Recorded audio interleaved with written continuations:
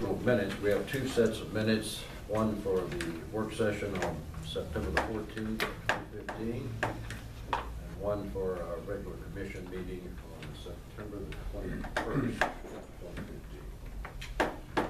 Well, I move that we accept the minutes as presented for September the 14th and September the 21st. We moved and seconded the minutes for the September 14th work session and the September 21st commission meeting be approved as submitted. All those in favor? Aye. Aye.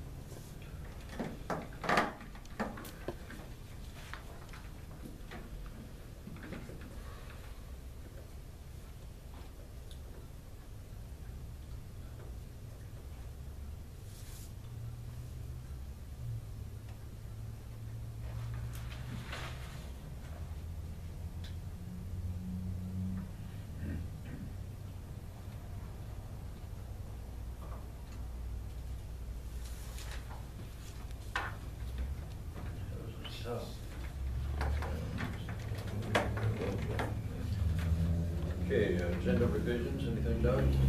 Yeah, we want to pull the item B, the task order 5. We got some construction costs just recently here that we want to look at, review, and look at further. It seems to be a little out of line.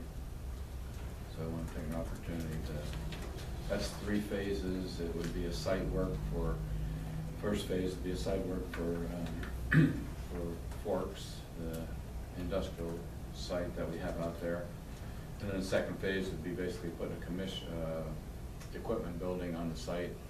And then the final phase would be out in the future, it'd be a operations center, kind of a mini Carlsberg out there. But when we got this construction cost for the site work, they were putting in $800,000, and Dennis and I just can't figure out where that is. So we need to talk to Wellhead to see where that cost is coming from. That item 5 also includes design services, right? Yeah, this is just design services. I had a question on that. I was jumping on it and asking. These are prefab metal buildings. Right. Normally, manufacturer would provide design services for those things. So. Yeah, I mean, they provide sizes and the standard designs, and they'll modify something like that. So that would be for the equipment building, phase 2. And so that's another reason why we want to look at that again. Yeah. Okay. The 800,000 was for the improvements to for the site work. Site work. Or just the design for the site work. No, that was the construction of the site work. Phase 1, which is site work, was they had $12,000 for the engineering and the design. Okay. And then 800,000, which is basically a flat area, and we wanted to put a fence around it, and flatten out, eventually put a pole yard and then equipment building. And so we're just not seeing where the 800,000 is coming from. No, it looked like we were talking earlier. It looks like you just grub the whole area, and that's all you'd be doing. So it sounds excessive. Well, it did have a gravel pit on the back, or the west side of it. Build your fence around that? No. Well, I don't, if you're using it just for storage of poles, or I don't know that it needs to meet any high standards. I'm not sure if they found some organic fill in different areas and they need to pull that out. That's a good point. Yeah, so we need to find out further. Okay. So we'll defer that conversation after you massage the. Yes. So the estimate was 400. 400 and where'd the 800 go? 23 or something like that. This was just for design services. 427, that's just design services. That was for all 3 phases of it. Oh. So that's about 8% of their total, what they're estimating right now for the project. Well, I guess I have similar concerns as Willie. You really don't need to design a storage building. I don't think. The manufacturers provide. Well, that's why we're pulling it out. Yeah, okay. You're gonna look at that. I agree. Give another shot at that one, hopefully. Did you have any agenda revisions, Ted? No. Okay, under business items, first item is the contract completion transmission line rebuild, number 151003. John? Yes, staff is pleased to report that all work under the agreement with DJ's Electrical has been completed in accordance with contract documents. The staff recommends that commissioners accept the contract as complete. That is transmission line rebuild number 151003. That's a section line along the highway between Sutter Road and Olympic Highway at about Cedar Glen. About 5,100 feet of new 556 conductor, 16 transmission poles, about 3 distribution poles. And it came in prior to Washington State sales tax at $229,000, which is about $61,000 below the estimate. And I'll report that, in my view, probably the most successful project that we've seen for TNT since I've been here. No change orders, no conflicts, all positive reports. The only negative is when we do a project like this and we put things on non-reclose, we do tend to have some additional outages. When a fuse blows, that kind of thing may have nothing to do with the project, but the customers down there did see more than the usual amount of outages, but we conveyed that to those who have inquired, and everything's good to go now. We have a 600 amp feeder between Deer Park and Agnew. It'll help us out a lot going forward. You know, a good project is a function of good scope, definition, good specs and all that, so you did a good job. Well, and I had Good almost, contract. I had almost nothing to do with it, but Mike did get it out in plenty of time.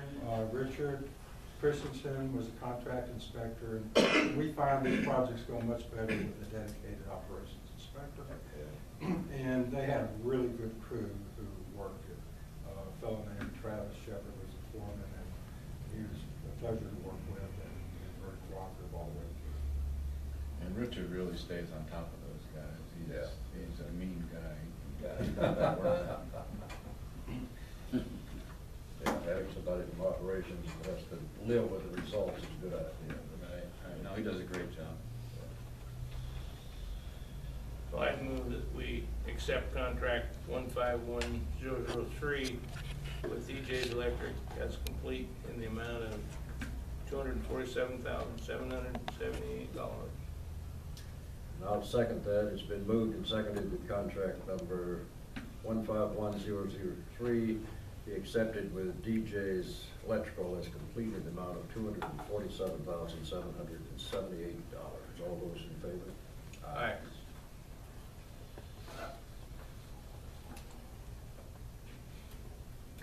Thanks, John. Yeah, thank you. Thanks, John. See, John, you just won't take credit. Not for anything. In the for-profit world, you have a problem. You always take credit for things you don't even involved with. Anyway, item C here, we've got a task order number 6, facilities improvement projects, number 110321. Doug? Yeah, this is a continuation a little bit of our project to finalize the move down to the Carlsberg area. As you know, the water warehouse people and the water group is going to be moving down there. The management will be in headquarters, the admin office, and we have the crew will be out into the warehouse. We've got as you remember, the Costco facility, we got the property, we have our admin office, We also had the warehouse where we got it like half price for twice as much space, and it's worked out real well.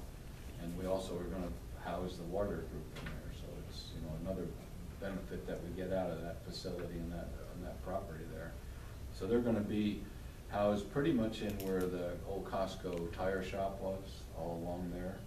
And they also, where the bakery, we got a door going into the bakery, so that'll be kind of their working area, although there's no bakery there anymore, so maybe the smell will linger a little bit. Raised our hopes.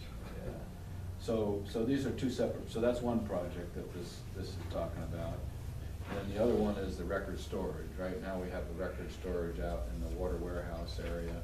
It's a pretty significant amount of space. And that whole area is gonna be moved down into the warehouse, and will be on the southwest corner of the warehouse. And what it basically is I think it's like 3 separate areas. One that will store most of the storage that we have to do, and a lot of our storage is required by state law to, you know, store hard copies. You know, we've got them scanning a bunch of stuff now because I'm telling them we want to take as little as we have to take down there and move as little as we have to. So we've been doing a lot of extra scanning. But when we do move the facility down there, the warehouse, the water warehouse, about 1,700 square foot approximate, and record storage department area is about 2,100 square foot. And that has some there's some fireproof areas that have to be maintained there too. So the project here, this is for Lawhead Architects cost. It's about $35,000 for the water side of it, for their engineering, their architecture work. And it's about $42,000 for the records. So the total is the $77,919 for the Lawhead work for this job. And then I've got, it's not in this package, but just to let you know, the water department section's about $216,000 for the construction, and the records about $258,000. So it's a total of $475,000 that will be eventually coming back to you with approval for the construction of that after this is done. We fortunate we hit the perfect storm with low construction costs, low real estate costs, low cost of money. And I see where the hospital district just announced a new village. Everybody's kind of jumping on that. School district, the city of Swell, and a lot of buildings. We were very fortunate at the time and for the bond that went out. Yeah. We got the high rating for the bond. We also got the low interest rate, and we also got the low cost of construction for all 3 buildings we were doing. Do we still have hard copy archive records? Or? We do. So we have to scan all those. Is there a plan to scan them all? They've been doing it. They've been on top of it pretty good. The plan now is when we move to this the warehouse with the storage, that every so many years you can get rid of stuff. So what comes in one door, about the same amount is going out the other door. So we don't ever see having to expand this. Yeah, so there's a retention period. I forgot what it is. Right. And there's some move. I think in time, they'll, especially with the quality of the scanning, that I'm hoping that the state and the codes will allow us to start dumping more stuff. Yeah. Because right now they haven't done that. We used to have, you know, the fish, microfilm, and all that other garbage. And we've got some hard copies in there that over time are just slowly deteriorating. And, you know, if you can copy them to start with, you've got a whole lot better copy that's going to last a lot longer. So I think in time that'll even contract instead of expand. Plus, we're looking at some new software that has the ability to cut out a lot of paper, with employees being able to input their time directly in and not have to, and if they want to print it, then that's up to them and they can keep it themselves, but the record will be in the system that way. And, you know, there's a lot of things like that that we'll be able to do. Yeah, the online submittal of expense statements and Sure, time yeah. sheets. Yeah, that's a Right. great idea. Yeah. What's the date for a move anyway? It's, we're looking at November 23rd, I think it is, for admin office. The substantial completion is supposed to be October 12th, which I've been saying for a couple of months, I'm a little leery of, but then the final completion is supposed to be October 28th, I think it is, but we left some time there because we need to pack up things and move things, to get the furniture. We got the furniture ordered and the deliveries in that time frame.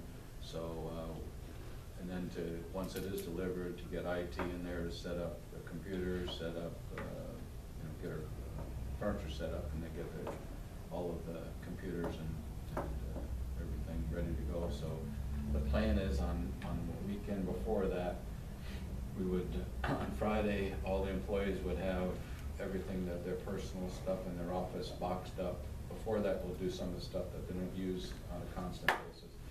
But have it all set with a room number on it. And then during the weekend, we've got the movers come in during the weekend, move everything into the room where it's designated, or it's not just a room, but it's each individual spot. So they'll move into the spots, and then on Monday morning when the employees come in, we'll be all sitting there ready for them to unpack and get organized. And whether we end up taking a day or half a day off, some utilities that have moved have taken like 2 days off based on the move. I think we can do better than that depending on how it goes, but that's the plan. Good. So it'll be as seamless as a Right. move can be anyway. We'll give it a try. Yeah. Well, I would move that we approve task order number 5, Lockheed Architects BS, for services related to the design and construction. Read the wrong one. I think you want 6, Ted. Pardon? I think you want 6. Yeah. Yeah.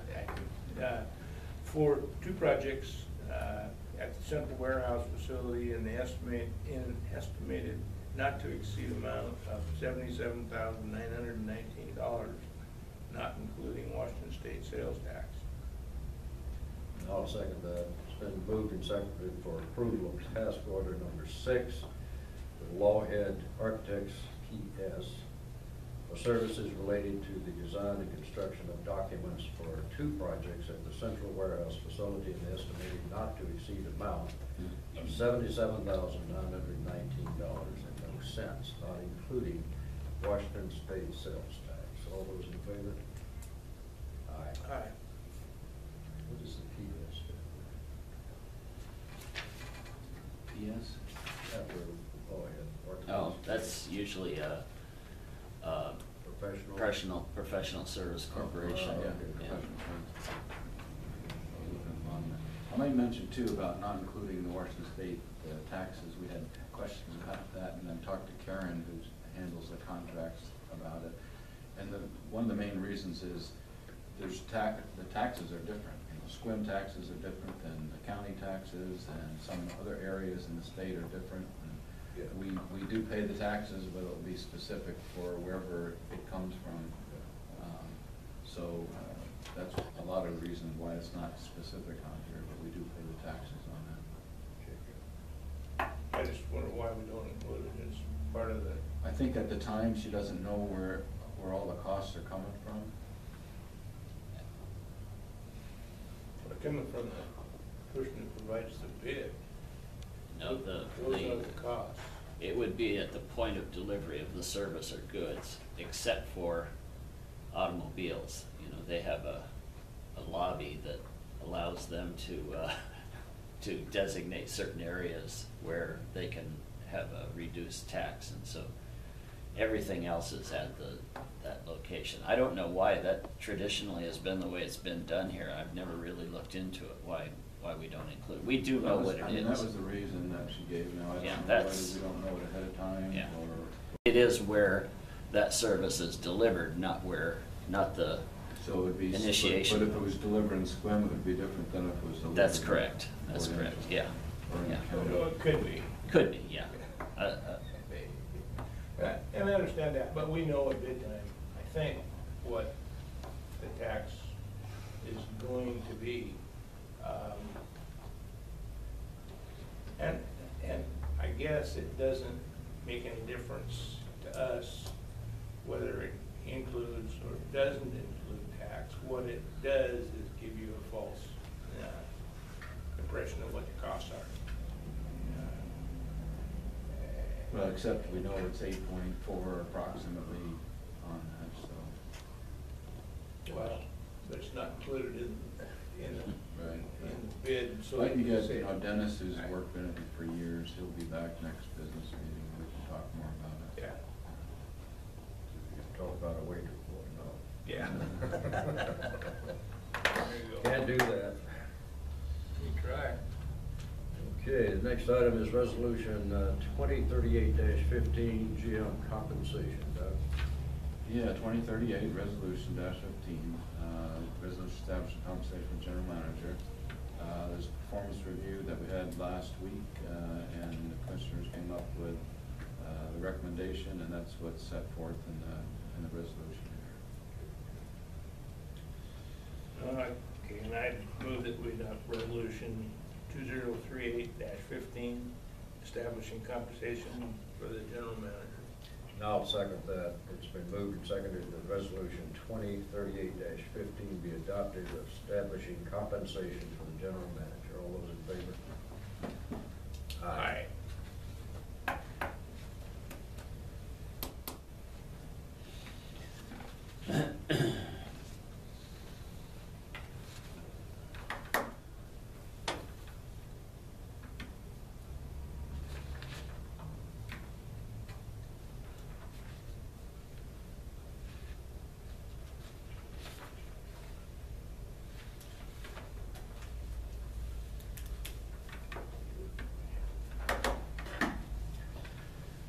Okay, we have 2 months, or what did you say, it's quarterly or monthly?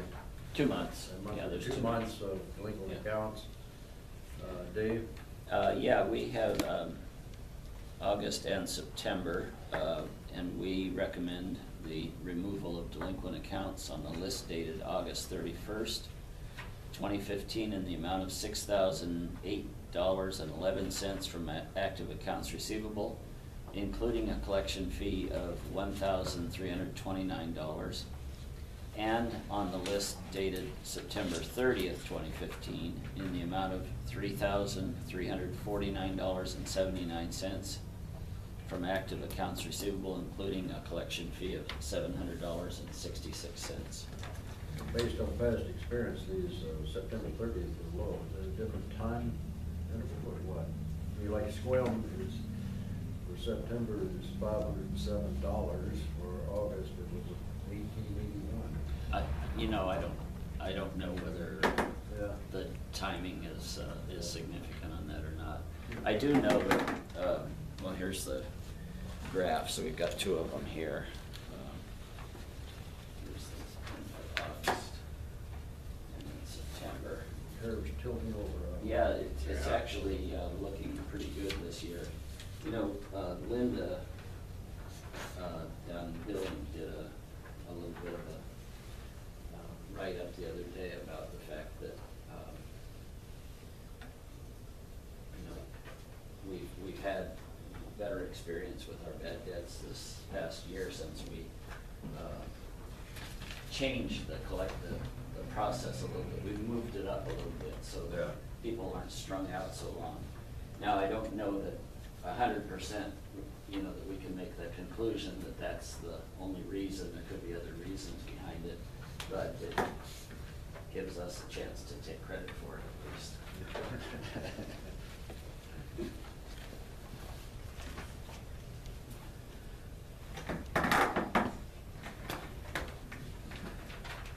We're almost back down to 2010. Yeah, we are. It's amazing because my perception is the economy hasn't improved that much, but maybe I'm wrong. Well, you know, I mean, there are all kinds of things that you can suppose, but I think some of the bigger ones hit from businesses 2 or 3 years ago. Yeah. And that they haven't come back, possibly. I mean, and there's still a lot of vacant real estate out there in commercial property. That could be one of the reasons. When the economy first hits, it goes, I mean, that's when people are impacted the most. Yeah. And then now, even if things are stable or level, hopefully people are working and they're, you know, the ones that have lost the businesses or lost the jobs are kind of gone. Yeah, I guess that's why it would be a surge nationally. Well, and that also reflects the wintertime bills, and we had an exceptional amount of winter. Which, Yeah. you know, That's another thing, yeah. Because if you're on the east side, it would be high air conditioning bills. yeah. Luckily, we're not. I like Dave's definition better, it must be that we're doing better. I like that, that's really good.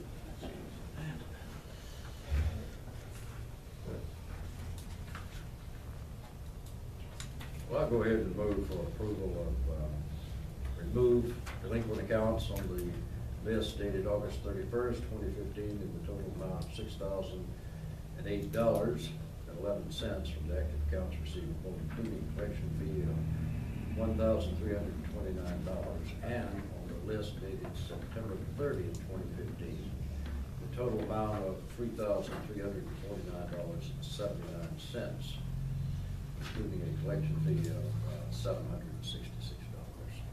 I'll second that.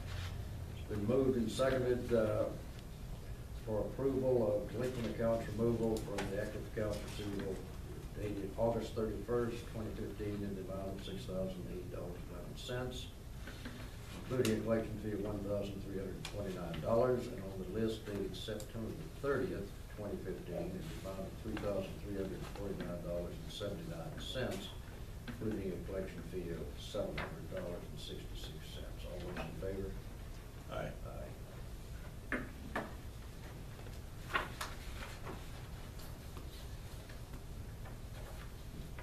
Any extraordinarily high ones in here, or? No, there weren't.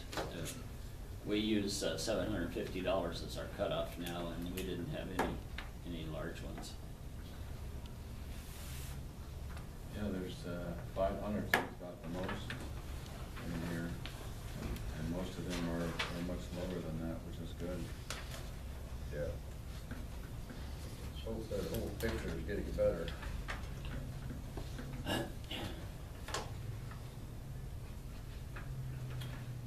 give you a report from EDC, which says it is getting better.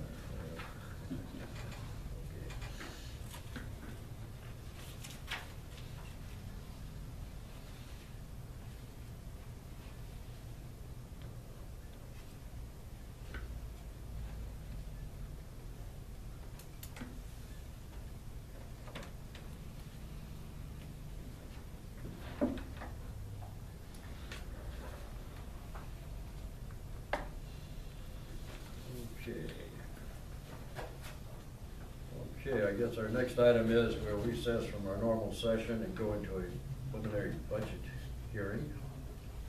Dave, that's yours.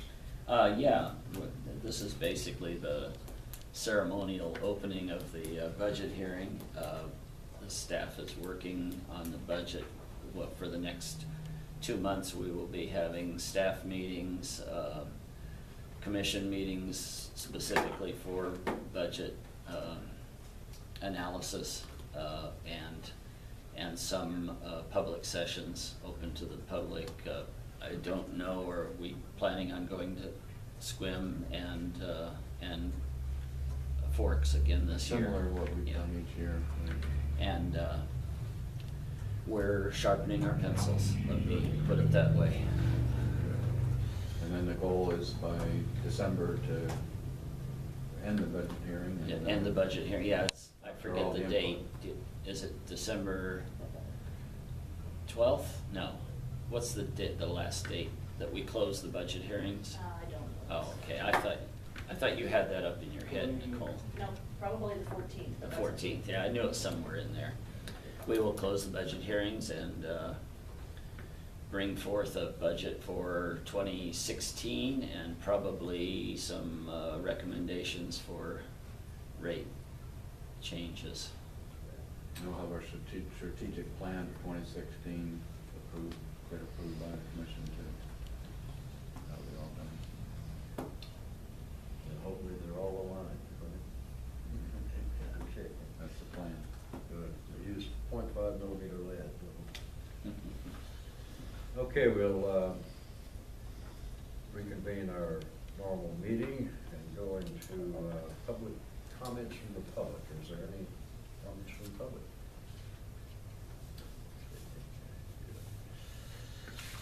Correspondence communication? Yeah, the first one, I think I'll read it. It's from Governor Jay Inslee. It's a State of Washington proclamation. Whereas consumer-owned public power utilities in Washington State provide safe and reliable electric services to more than 1.77 million customers in the state of Washington. And whereas the public power utilities contribute substantially to the well-being of Washingtonians through energy efficiency, customer service, environmental protection, economic development, and safety awareness. And whereas public power utilities in Washington State have been providing not-for-profit services to customer owners for more than 100 years, dating back to establishment of the first municipal utilities in the late 1800s. And whereas public power utilities in Washington provide homes, businesses, industries, farms, social service organizations, and government agencies with efficient and cost-effective electricity while employing sound business practices, local accountability and transparency for the public benefit. And whereas locally owned public power utilities have vested interest in preserving the natural beauty and resources of Washington and have a long history of serving communities with clean, renewable energy resources while promoting energy efficiency and conservation. And whereas the public power utilities provide affordable services and programs that help customers maintain comfort in their homes and remain profitable in their businesses while conserving resources, now therefore I, Jay Inslee, Governor State of Washington, do hereby proclaim the week of October 4th through 10th, 2015 as Public Power Week in Washington, and urge all people in our state to join me in this special observance. So that was a nice proclamation from the governor, and we're doing some things here to let the customers know more about public power and the history of public power, and that's a good segue into what we'll be doing this week and throughout the year, actually. Then the second item of correspondence I have is Ted has actually sent a note or talked to Nicole earlier about looking back. There was a blurb in the PDN today. This was September 29th, about looking back. And there was about some wells that were, for Gale's addition, that were drilled. And Mike Kitts investigated that to get back to Ted with what they came up with. And so I'll go ahead and read the paragraph here, and then Ted can explain. He was here back then, I guess. Everything happened. Not in that seat, but in the community. He said, Mike said, there are actually 2 wells that were drilled in the Upper Monroe Road area back in the 1960s. They were both low producers, approximately 40 GPM, and had large contamination of hydrogen sulfide. It was not cost effective to treat the water for the hydrogen sulfide and install pipe to tie them into our system. The sites were named after the existing property owners that we purchased property from. One was called the Hunt Well, and the other was called the Albert's Well. It says we still own the well sites, but no permit was ever granted for the appropriation of the water. And Mike says this was before his time, but in 1963, the district did a major upgrade of the Gales and Clallam Bay seafood water systems by selling large bond issues. So Ted, will you have anything to add to that? Well, no, not specifically. I did have talk with Mike about this, and the hydrogen sulfide was a problem at that time. It was more, they learned how to treat it, but the quantity of water was pretty low. There really wasn't enough. To go to the expense of trying to tie it into the system, and my recollection would be that, is that in the 70s, late 70s, that we extended this Lower Gales Addition water system on up the hill, but far short of where these wells are. And so we're still quite a ways from the sites as far as transporting water from the wells down. The sites are more up the hill further, south? Yeah, they are. They're above the river road. Oh, wow. Not very far, but they are. Right. When it goes across. Anyway, I don't think we have water on that road. Patterson. There's far up the hill we go in that area. When I came in, I asked Nicole, kind of interesting, they talked about selling bonds in 1963 and 1963, this building here. It was completed in 1966.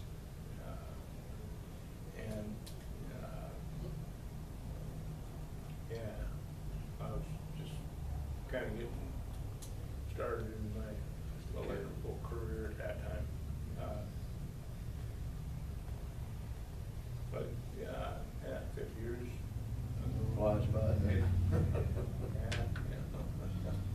Yeah, this building's 50 years old next year. Yeah. Yeah, I was married in 1966. What's the status of those wells now? Have they been plugged or what? Nothing, we own the property, like I said, we haven't done anything with it. There's the cap of Well, yeah, it's pretty well, yeah, they'll put the concrete down. Well, then they abandon the well, they have to. Yeah, I assume that they just swelled the cap over the top of the casing and there it sits. Isn't it, H2S is associated with artesian water normally, so. Well, yeah, it's groundwater. Yeah. We had some of that in our new wells too, but it was 1,000 ppm, it was worthwhile to take that out, and it wasn't that significant either. Yeah. Next correspondence I had here was from EDC. It's a report that they send out quarterly. This is their EDC quarterly report for October 1st, 2015. And this is what I was mentioning about. I'll give you an update from the economy here in Clallam County. It says since mid-December 14th, the economy in Clallam County experienced a definite upswing. It says the companies in the marine trades have commenced what appear to be a very rapid expansion. Many of the restaurants and retailers, service providers are on the way to record years, they're saying. So, Yeah. It says only the forest resources, which is kind of our traditional backbone here, are seeing significant setbacks. But expansion has a long way to go before they can match the economy of, it says, say, 2005. He says our unemployment remains high, 7.4% in August versus 3.3% in King County. So we still have high unemployment. But I think they talked to us about this in the last report, or when they were visiting with us here. The number of jobs available in the county is shockingly high. They've got a lot of jobs available, but they can't find people to fill the jobs, is what they had reported in the past. Forrest was a director some months ago, said it's 300 jobs. Yeah. We'd be filling, and nobody wants the jobs, or they're not qualified for the jobs. Yeah, they finding people to fill them.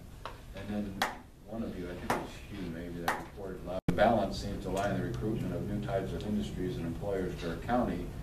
The team at Port and our team at the EDC spent a significant amount of time precisely on recruiting, but without direct connecting flights from Fairchild Airport to SeaTac, the effort could be nearly fruitless. So that was mentioned, remember, Yeah. a couple of meetings ago.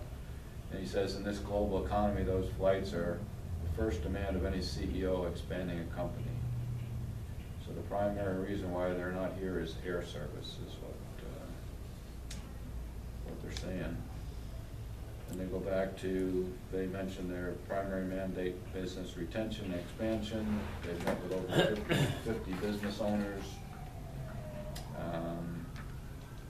And the best measure of success for EDC that they can give you is the news that private financial support for the EDC has already increased 300% over 2014. So then they list all, they got an attachment that's in your packet, I think, of all the logos of people that are now supporting them. And so somebody's doing a good selling job there to Good. get more funding.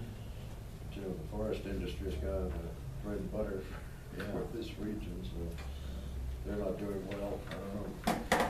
And then just to highlight, the hotline should be in your mailbox, went out to our customers. Mike and Ruth, or Mike did a good article here on public power, a community-owned advantage, just what we're talking about, Governor Inslee proclamation. This kind of supports that, and some good articles in here that hopefully our customers will be interested in looking at. And being prepared, unforeseen power outages. One thing that, this kind of talks about the everyday preparation the family can have going in, especially into the winter. One of the things that I'm asking Mike to really get on top of with our customers is to let them know that from a power standpoint, we're kind of a radial system out here on VPAs on the end of a line, and if there's a major earthquake or event in the area, especially if it hits Seattle, it could knock out our line, and we could be out for weeks, 2-3 weeks. And so the message we want to get out to people is to be prepared themselves, be prepared with water, heating, all the different things that they might need to make it through a few weeks outage. We can have the power back on, soon after we get PPA, but that could be a problem. If we figured if Seattle gets hit, a lot of the concentration will be in Seattle, and we might be a little lower on the list of being taken care of. That's maybe not a very good example. It's not a good example. No, they get their own power, they are part of the Monadol system, but what happens in Seattle has a lot less effect than what happens in Olympia. For us, out here, our feeders down I mean, I in the guess south. just not in our area. I mean, BPA supplies a large area that could be impacted by that earthquake. Yeah. And I think that being able to move transportation is, if we have a major earthquake and we lose some bridges, don't go very far around here. Yeah, I know. Our bridge, that may be more of a problem for us to be able just to get to the trouble spot and repair it.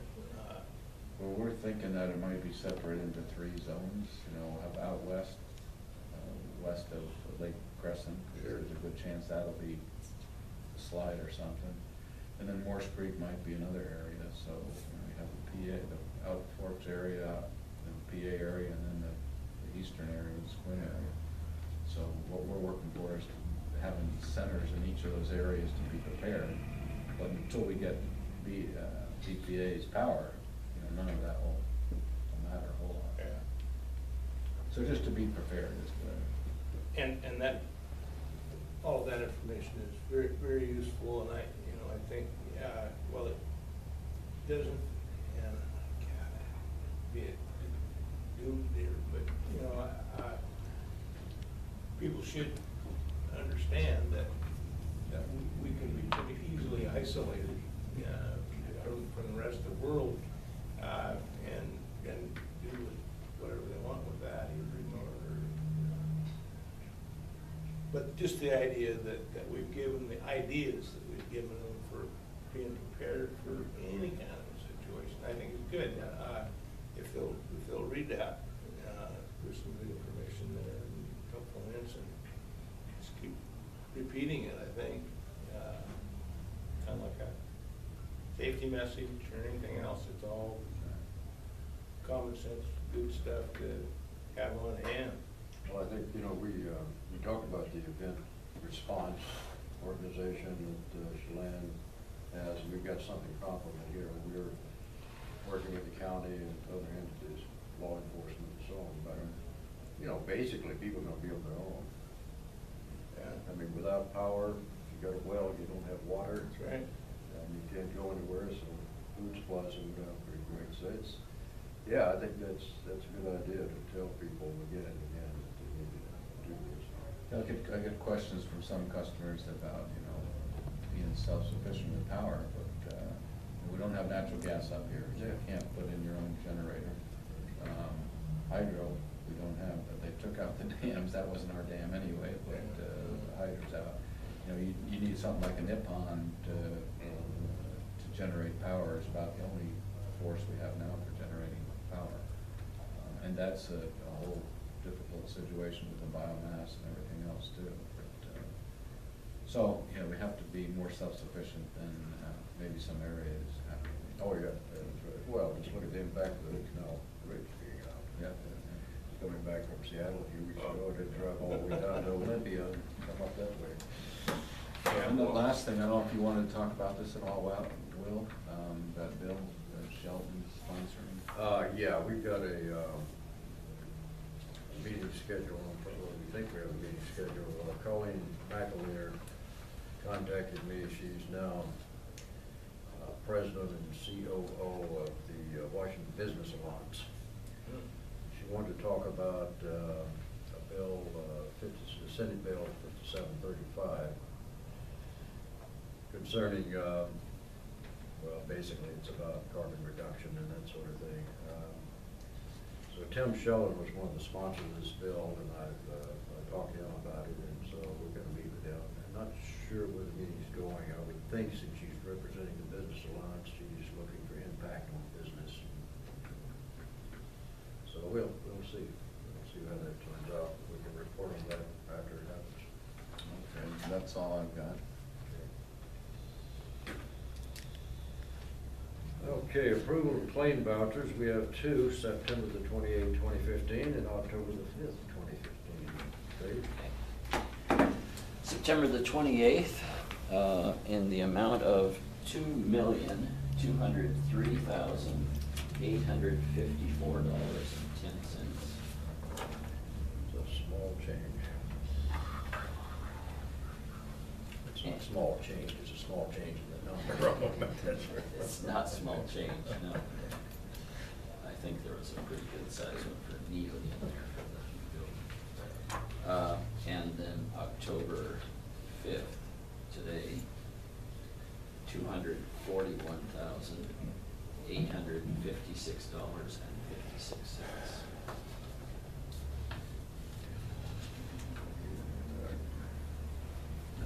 Payroll? No, apparently there wasn't one during that period. Got the other one early. We got one in the paper today. I'll move the claim vouchers for September the 28th, 2015 be approved in the amount, revised amount of $2,203,854.10.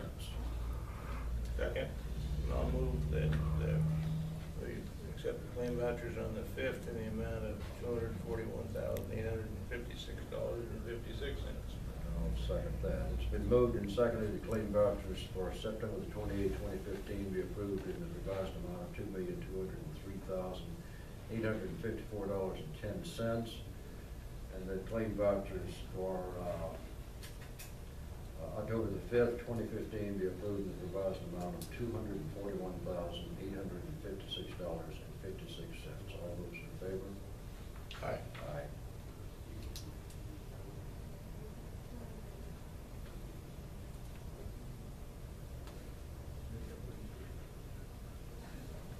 Dave, on the claim vouchers for the 28th, on the page 2,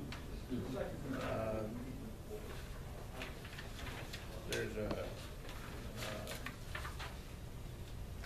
CDWW Government Incorporated. I think that's, we're getting ready for moving into the new building. Those are large video screens. Oh, yeah, that's right, yeah. Oh. That we're buying for, we're buying a number of them. There's a Samsung, Yeah. Yeah. 48 and 55 inch We commercial. have a couple in the lobby and then a couple in conference rooms and Oh. Yeah. kind of use them instead of screens now. And on page 7,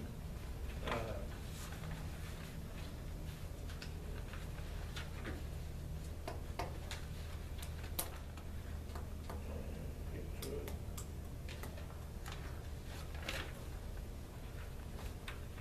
On the top of the page there, it said Tacoma City Treasurer. I believe that was the training for a couple of our linemen. They do a training.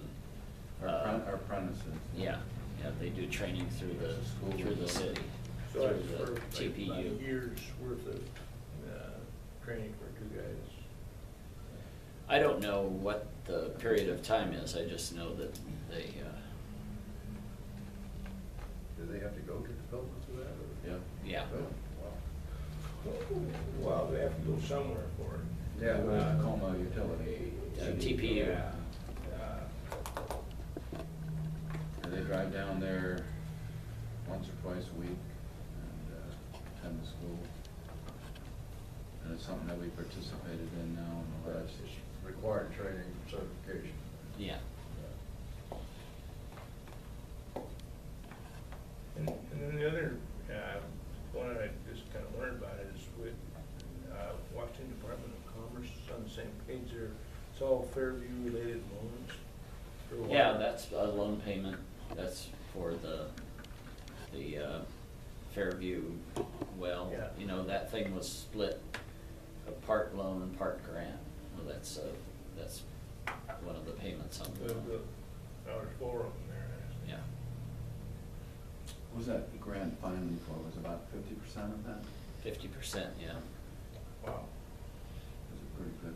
Yeah, it's nice to be able to take that from the loan amount and put it as a grant. Reduces the liability significantly. Yeah, the loans were 270,000. Yeah. That's all I have. Next item is commissioner reports. Well, I attended a seminar here in this room last week on harassment. We had a session with most of the supervisors from around the district.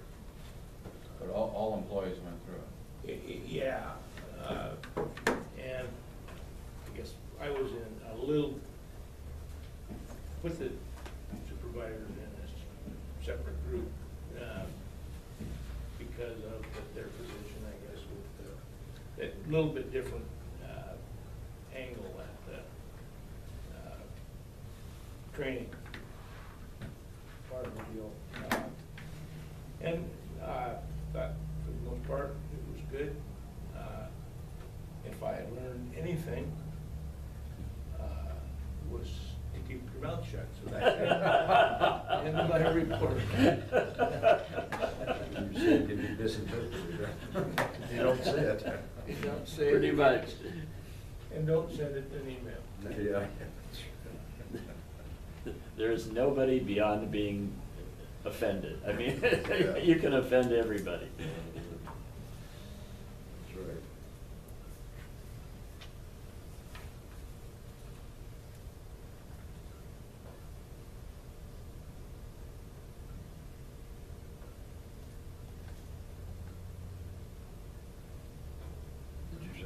Yeah, that, no, that's. That's it.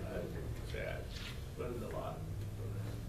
Well, I went down to the Energy Northwest Executive Board meeting, and we went through the normal drill, but there was a couple of different items. First, we had the Executive Office of Chief Executive CEO's report, Mark Brenneman, who will be here next week, as I understand it, and give a fairly lengthy report here. 50 minutes. 50 minutes, yeah, that's amazing, but, so anyway, he'll be here next week, so we'll get to hear some of this firsthand. The plant is doing very well. It's, just came off a record run. And in fact, in fact, we're hearing from staff that other nuclear plants they've worked at, they've never experienced this long uninterrupted run, so it's very good. The bad news is that their startup, they had the problems with the recirc pumps on the reactor. They had a number of problems that dinged them. So according to the performance index, which compares Columbia performance to industry performance, they're in the third or fourth level of that now. The other metrics for PG performance are doing very well on, but this will impact compensation and so on, at-risk compensation. We had they bring in a number of industry experts quarterly for the Columbia Nuclear Safety Review Board. And these are retired people from INPO, which is the Institute of Nuclear Plant Operators, retired executives from the nuclear industry who have years' experience. And that's chaired by Rick Jacobs. So he comes in occasionally and gives us some critique, which he did. And it's, we have this excellence model and all that. His punchline was, "You're not excellent yet." So anyway, so that was kind of a setback. But in the nuclear industry, they're always striving to be better. And so what message he was sending was, "You're not there yet. Just keep on improving." So, but having said that, it's one of the best performing plants in the country right now. Another thing we had was a Jim Carrier from the Northwest Power and Conservation Council, and he laid out their power plan, 7th power plan, and some interesting points. He's talking about resource uncertainty and what can impact resource uncertainty, like lower conservation.